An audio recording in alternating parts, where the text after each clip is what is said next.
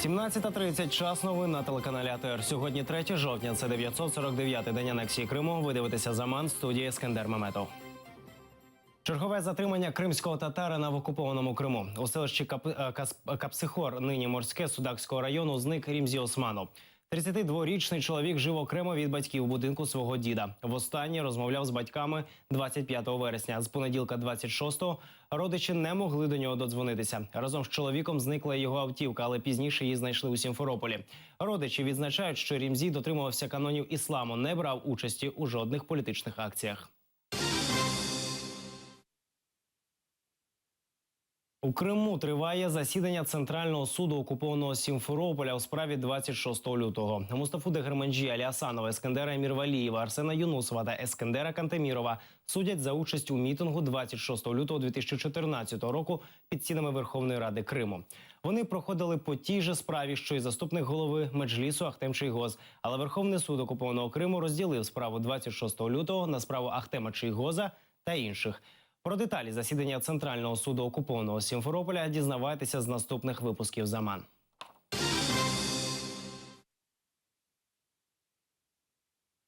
Українського журналіста Романа Сущенка затримали у Москві буцімто за шпигунство. З 30 вересня він запроторений у столичне СІЗО Лефортово. За словами члена громадянської наглядової місії Москви Зої Світлової, під час затримання на Сущенка тиснули. Слідчий не дозволив йому зателефонувати додому і повідомити дружині про арешт. Слідство ФСБ надало йому державного адвоката. Але вночі адвокат Марк Фейгін подав в СІЗО Лефортово заявку на зустріч із затриманим. Роман Сущенко працював кореспондентом «Укрінформу» у Парижі. Сьогодні питання затримання Росією українського журналіста підніме в Страсбурзі на Раді Європи міністр закордонних справ України Павло Клімкін. Про це заявила спікер українського МЗС Мар'яна Беца. Нам потрібно з'ясувати всі обставини його затримання і які звинувачення йому пред'являються. Офіційної інформації наразі немає, але ми робимо все можливе з нашого боку. Крім того, хотів би наголосити, що сьогодні наш міністр закордонних справ України Павло Клімкін перебуватиме в Раді Європи в Страсбурзі на Дні українських реформ, і він також порушить це питання з чинниками Ради Європи і, зокрема, з комісаром з прав людини Ради Європи. Спікер Верховної Ради Андрій Парубій закликає підняти питання візового режиму з Росією. Про це він заявив під час засідання Погоджувальної ради керівників фракцій і голів комітетів. Також у Верховній Раді нардепи мають обговорити посилення санкцій проти Росії. Можливо, є сенс сьогодні нам підняти питання і повернутися до ведення візового режиму з Російською Федерацією. А також, я думаю, що, можливо, є сенс, щоб ми обговорили питання розширення санкцій щодо Росії. Це є компетенція Верховної Ради. І я теж думаю, що був би сенс, щоб ми змогли проговорити питання розширення санкцій проти Росії. Ми повинні давати жорстку і швидку реакцію на подібні дії, які відбуваються в Російській Федерації проти українських журналістів. Третина росіян заявила про нечесність виборів до Державної думи Росії. Такі дані опитування надала соціологічна служба «Левада-Центр». У тому, що вибори були нечесними, впевнені трохи менше половини – 46% мешканців країни. Ще 22% не змогли відповісти на питання. Вибори в Думу відбулися 18 березня. У парламент пройшли 4 партії – «Єдина Росія», КПРФ, ЛДПР і «Справедлива Росія».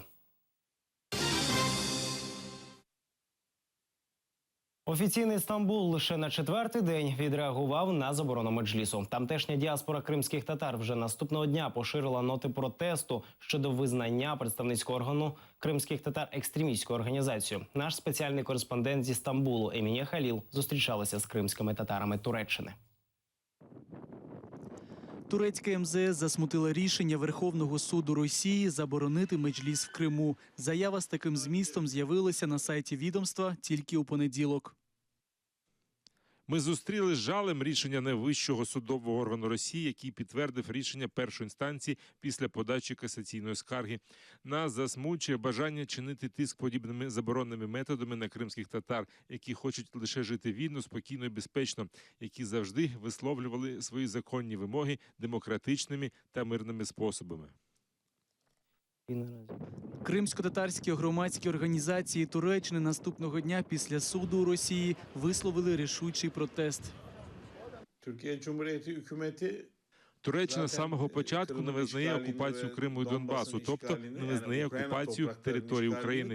Туреччина діє разом з Європою та Batı ile Америкою. beraber ve Amerika ile beraber hareket ediyor. Кримсько-татарські активісти, які наразі мешкають у Туреччині, переконують, реакція офіційного Стамбулу має бути жорсткішою. Меджліс кримсько-татарського народу є органом самоврядування кримсько-татарського народу. Основна причина заборони цього органу з боку Росії – це бажання змусити кримських татар замовкнути. Офіційна влада Туреччини регулярно висловлює свої протести на підтримку кримських татар. Мені здається, ступінь цих протестів має збільшитися. Нинішня заборона кримсько-татарського меджлісу відрізняється від усього, що було раніше. Тому я вважаю, що Туреччина, не виходячи з дипломатичних рамок, має більш жорстоко відреагувати. Представник Меджлісу у Туреччині Зафер Каратай вважає, що офіційний Стамбул не відреагував на заборону відразу, бо наразі країна заклопотана іншими проблемами. У Туреччині є першорядні дуже великі проблеми, такі як війна в Сирії, ситуація з терористичною організацією Робітнича партія Курдистану, відносини з Європою та Америкою. Саме тому в цьому ряду проблем ситуація з забороною Меджлісу залишилася на другому плані. Повз російського консульства в Стамбулі щодня проходять тисячі людей. Усі перехожі, яких ми опитали, гадки не мають про нинішні проблеми кримських татар. Dün Rusya Federasyonu Kırım Tatar Milli Meclisi'ni yasakladığından haberiniz var mı? Onunla ilgili bilgim yok. Son dönem politik gelişmeleri takip etmeye çalışıyorum ama bu kadar derinini bilmiyordum mesela. Hayır. Yok. Valla çok fazla ilgimiz yok bizim. Yok hayır. Ha, vallahi onunla bilgim yok ya. Hayır. Верховний суд Росії 29 вересня визнав законним рішення про визнання Меджлісу кримсько-татарського народу екстремістською організацією і забороною її діяльності у Росії. У різних містах України відбулися акції протесту. Еміне Халіл, Владлен Мельніков, Заман, АТР, Стамбул. У Туреччині заарештували брата проповідника-опозиціонера Фетуллаха Гюлєна. Кубеддіну Гюлєну можуть пред'явити звинувачення у членстві в терористичній організації.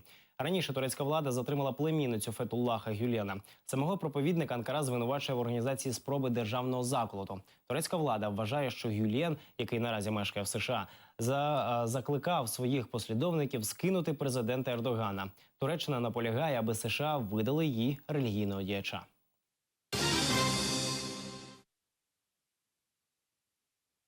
І до новин з Криму. Будівельники Керченського мосту зіткнулися з новим лихом. У вагончиках будівельників з'явилися полчища мокриць. Комахи з'явилися в містечку будівельників біля військового полігону між Феодосією і Керчі.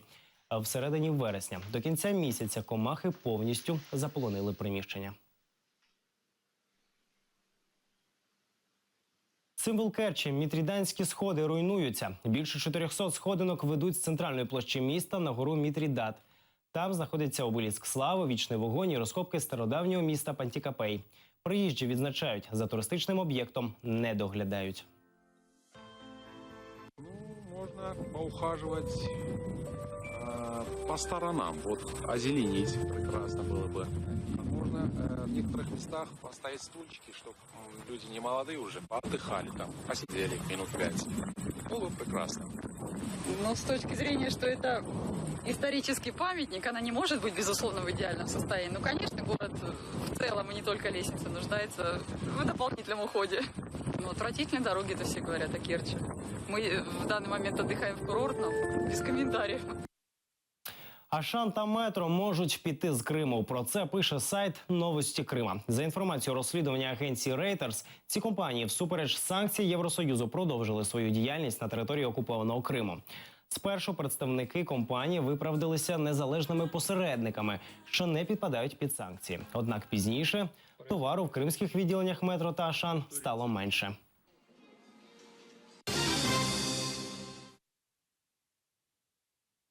Депутати в Уху їли. Активісти під Верховною Радою варили рибний суп для народних обранців. Що хотіли у такий спосіб довести, дивіться у сюжеті.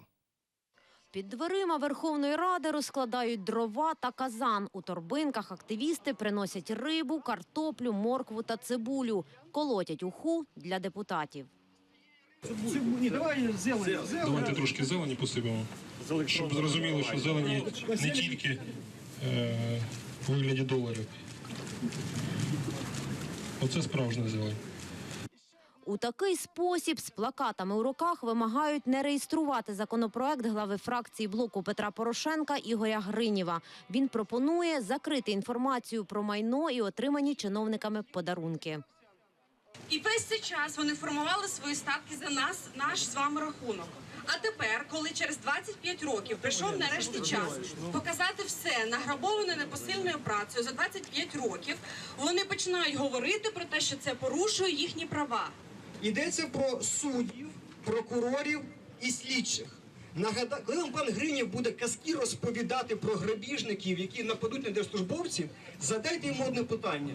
Хай нагадає за останні 10 років хоча б один випадок пограбування народного депутата, прокурора чи суддю.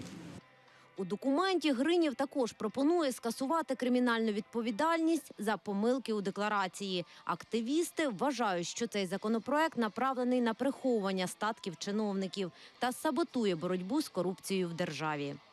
Цим законопроектом, який сьогодні намагатимуться внести в порядок денний, будуть пробувати збільшити повноваження Генеральної прокуратури і зменшити повноваження Національного антикорупційного бюро. Мабуть, деякі люди у владі у нас трошки багато з'їли ухи, да? Тобто вони уху їли. А далі можуть бути і не тільки уха. І треба розуміти, що терпець збирається. Автор законопроекту Ігор Гринєв до пікетувальників так і не вийшов. Тож вони набрали для нього ухи в банку, щоб при йому передати. Давайте пану Гринєву, він у нас ініціатор, найдіємо трошки ухи з головою мертвої риби башеною. Наталка Калінка, Заман, АТР.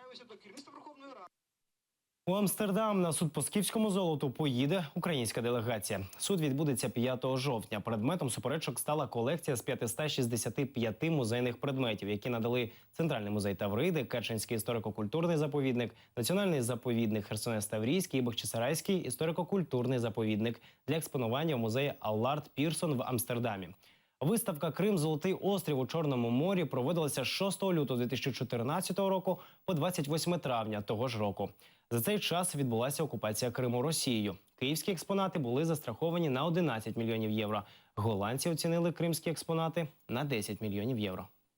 Дійсно, що це експонати належать до Державного музейного фонду України, згідно законодавства всіх, і мають бути повернуті в Україну, тим паче, що Міністерство іноземних справ Нідерландів давав гарантії країні Україна, а не Автономній Республіці Крим, про повернення експонатів своєчасно, не передачі третій стороні, саме в Україну. Чого не відбулося.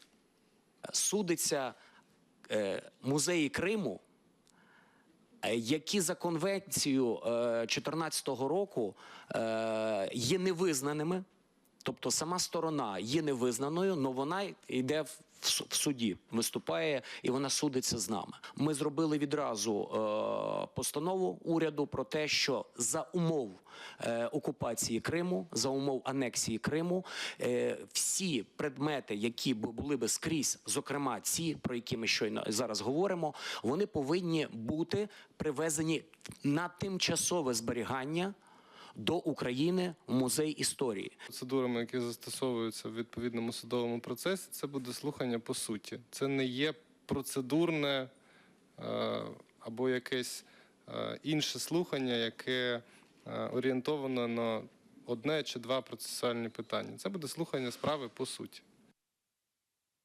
Це всі новини на цю годину. Більше дізнавайтеся від Ельдара Курцеїтова о 19:30. Будьте з нами. До побачення.